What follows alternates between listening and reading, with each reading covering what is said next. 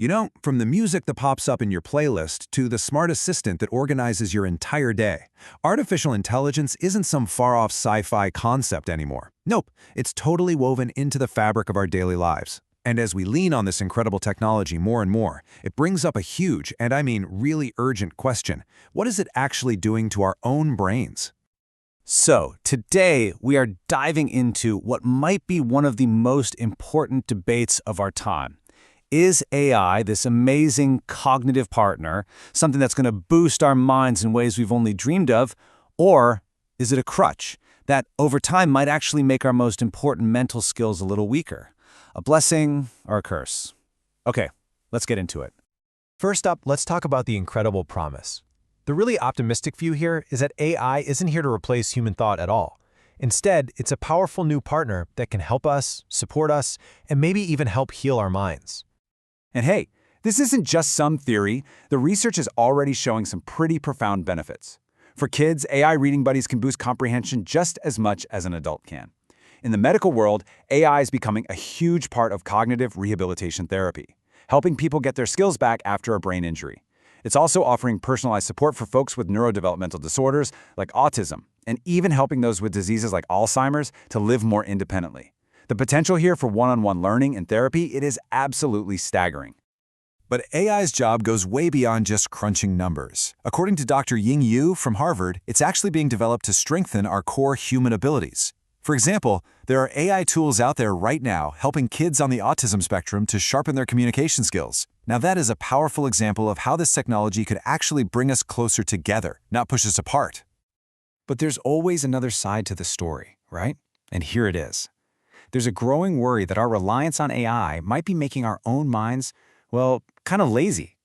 This is what we're calling the peril of outsourcing our thinking. Let's just look at the raw data for a second. A study in the Annals of Psychophysiology found that a majority of people who use AI a lot, we're talking 57%, said they feel anxious or stressed when they can't get to their AI tools. That really points to a growing dependency, both emotionally and psychologically. And it's not just about feeling stressed out when your Wi-Fi drops. That very same study found that 45% of those users also reported having more trouble with their own problem-solving and critical thinking skills. So, there seems to be a direct line between leaning on AI and a possible dip in our own brain power. This whole phenomenon actually has a name: outsourcing thinking. It's our natural tendency to just offload the mental work, like solving a problem, making a plan, or even just remembering a phone number, to technology.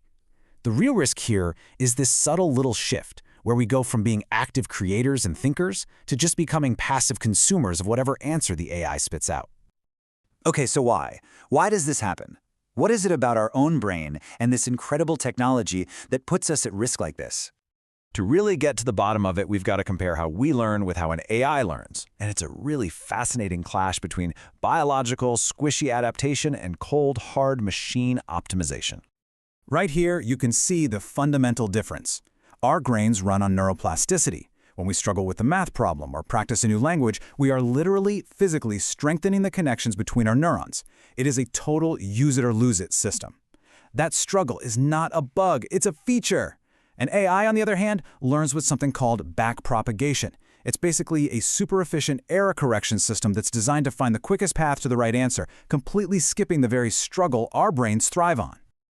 And that leads us to the big consequence. When we constantly let AI do all the cognitive heavy lifting, the analyzing, the planning, the problem solving, we're basically denying our brains the gym time they need.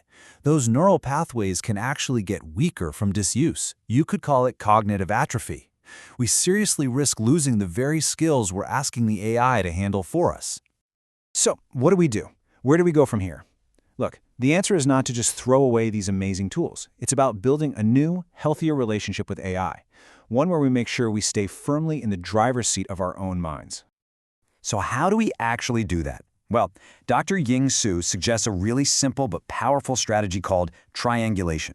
It keeps our critical thinking muscles flexed. Step 1, ask the AI for something. Simple enough. But don't stop there. Step 2, ask it the same thing but in a different way. Or even better, ask it for its sources.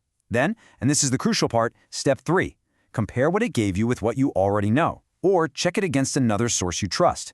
This whole process forces you to think, to evaluate, to synthesize, not to just passively accept. This all points toward a bigger strategy of just being more mindful about how we use AI.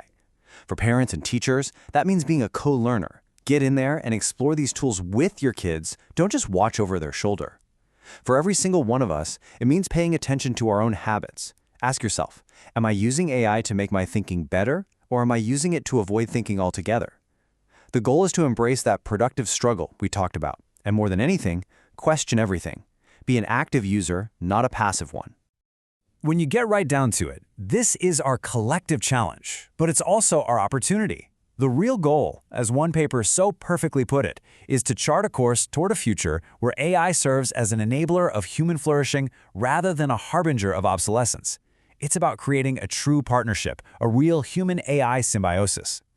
So, all of this leaves every one of us with a pretty big question to think about.